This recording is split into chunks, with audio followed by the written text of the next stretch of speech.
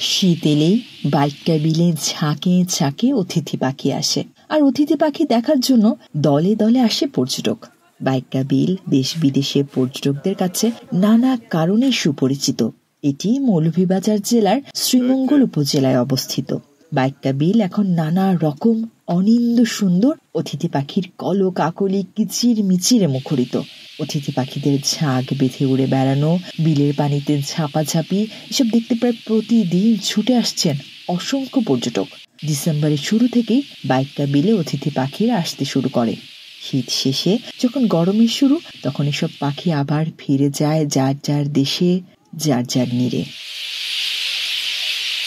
চায়ের স্বর্গরাজ্য মৌলভীবাজারের হাইল হাওরের পূর্ব দিকে প্রায় 100 হেক্টর আয়তনের একটি জলাভূমির নাম বাইক্কা বিল।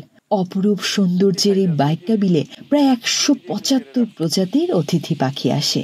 বিলের মূল আকর্ষণ এই অতিথি পাখিরা হলেও এখানে কমপক্ষে আরো 50 প্রজাতির স্থানীয় পাখিও দেখতে পাওয়া যায়। বাইক্কা বিল দেশি মাছের অভয়াশ্রম হিসেবে পরিচিত।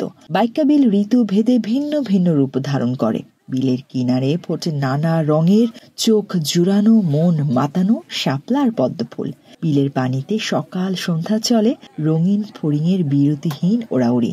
নানা রকম অতিথি পাখি আর বিলের অপার সৌন্দর্য উপভোগ করার জন্য সেখানে তৈরি হয়েছে একটি সুউচ্চ পর্যবেক্ষণ টাওয়ার। পর্যবেক্ষণ টাওয়ার থেকে দূরবীন দিয়ে দেখা যায় শঙ্খচিল, ভুবনচিল, পালাশিকুড়া, সরালি, মরচেরং, ভূতি হাঁস, গিরিয়ে হাঁস আর ল্যাংজা হাঁস।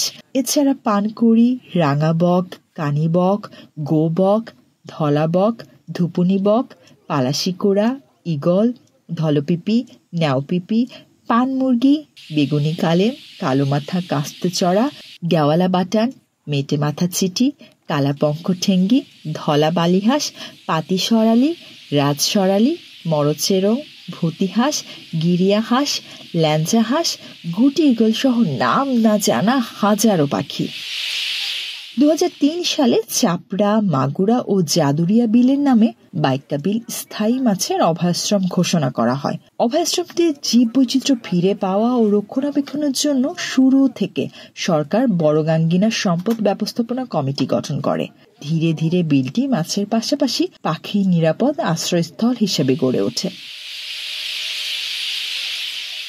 বাইক্কা বিল বড়গাঙ্গিনা সম্পদ ব্যবস্থাপনা কমিটির সাবেক সাধারণ সম্পাদক মোহাম্মদ মিন্নত আলী বলেন, আমার মনে হয় যে বাইক্কা বিলে যদি জঙ্গল আরও বেশি লাগানি যায়, গাছ গাছর আরও বেশি লাগানি যায়, আর পর্যটকের যত ঝামেলা বাড়তেছে, কিন্তু এতে গিয়ে প্রাকৃতিকভাবে কিন্তু ফাঁকির আবার ক্ষতি হয়।